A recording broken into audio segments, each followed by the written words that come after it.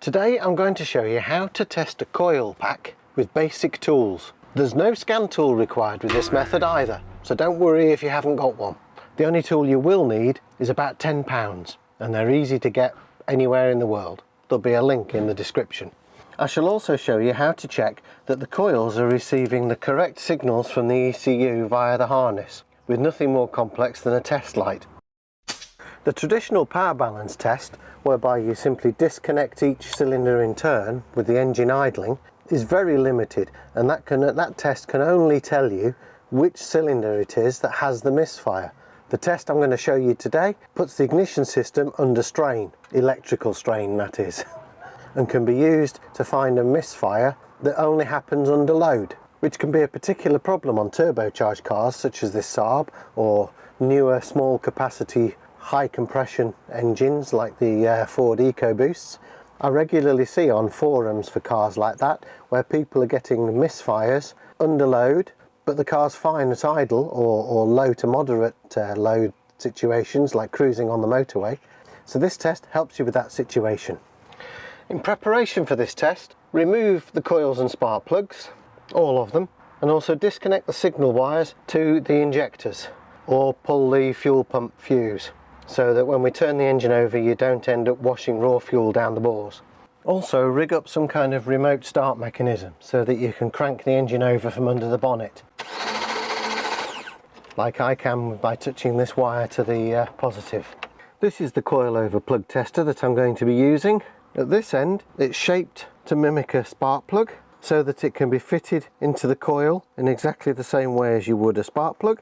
Inside the chamber here there's a fixed electrode which connects to the coil end, and an adjustable electrode where the gap can be opened and closed from around 0.5 centimetre to around 2.5 centimetres. It also has a clear cover with a graduated scale on it so that you can see in and watch the spark, although you could of course take the cover off if you prefer. And connected to the top is a ground lead, connects to any convenient ground point. I'll put links to this in the description.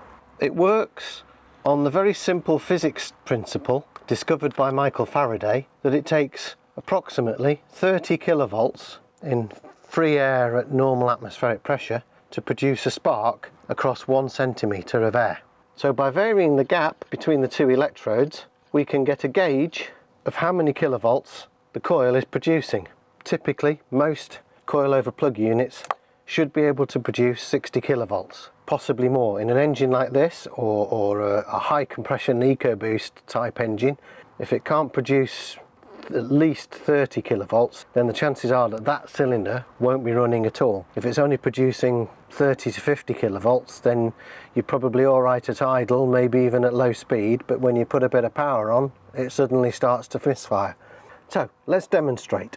Reconnect the coil under test to its connector on the harness and connect the tool into your coil just in exactly the same way as a spark plug would, not forgetting to have the shield on or whatever mechanism you've got for measuring the gap.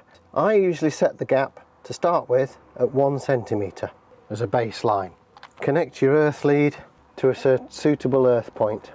Turn the ignition on inside the car, and then, whilst watching for the spark through the window into the tool, crank the engine.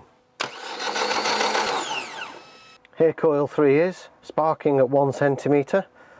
Nice fat blue spark as you see there if I take a still frame. And if I open the gap out to 2 centimetres, here you can see that I'm still getting a nice fat spark, which tells me that this coil is perfectly healthy and is capable of producing 60 kilovolts. And repeat that process on however many coils you've got. If your coils won't produce a spark across that 2 centimetre gap, then you know that the coil is not capable of producing a 60 kilovolt spark. So reduce the gap a few millimetres at a time until you do see a nice fat spark. See what the gap is in centimetres. Let's suppose it's 1 centimetre, you get a nice fat spark. Times that by 30 kilovolts, that means your coil is producing 30 kilovolts.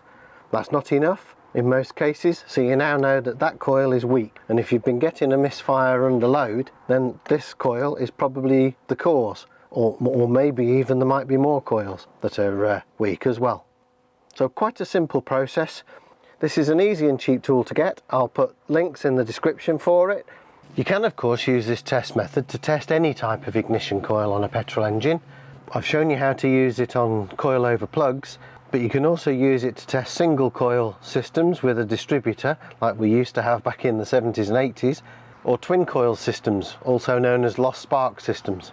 This diagram I'm showing you on the screen here will give you a guide as to what kilovolt and gap level you should expect to see depending on what type of coil you're testing. Before you finally condemn any coil to the bin, check over the ignition wiring that goes to all the coils from the ECU. In particular, check that all of the coils are receiving the correct signals. Now you can use a test light for this, or an ohm meter if you've got a digital multimeter. A bulb with a couple of wires off it would do the trick just nicely. With one end of this test probe connected to negative or ground and the ignition on, you should find that one of the connections gives you 12 volts. You can see that LED light there to indicate that I'm getting 12 volts on that first connector. Continuity should show that you've got a ground, the second one in this case on my car. If you're using a test light, connect the other end of your test light to battery positive to show that you've got a ground there. If you've got a 3-wire coil, then the final wire should be the command signal from the ECU for the coil to fire. So connect to that terminal, spin the engine over with the ignition on, and you should see the voltage light or the test light flash in concert with the signal.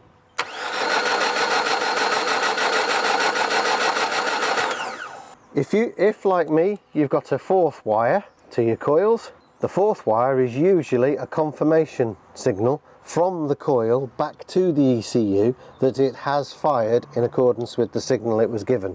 Some cars like this Saab also use that as part of the knock sensing. So having checked the signals, also check the physical condition, make sure there's no corrosion, dirt, water. Have a look at the wiring at each end, at the ECU and at the plugs. Perform the same tests I've just done on all connections to all coils. An additional test for peace of mind: if you connect one end of your continuity tester to the ground on one connector, you should see continuity to the grounds on the other connectors. The grounds will be common. And it's as simple as that to check the signals, it really is. If after this testing you find that all your coils are good, then you must look elsewhere for the source of your misfire problem. This test stresses both the coils and the ECU and the wiring electrically, so if this test shows that they're all good, then we know that the ignition side is good. Chances are your misfire problem is on the fuel side, or possibly you've got a compression or other mechanical issue. Obviously, when you've done this test, put your engine back together. Don't forget to reconnect your injectors, and of course, because you'll have taken some charge out of the battery, put the battery on charge. If you got value from this video, please consider supporting the channel, and I shall see you next time.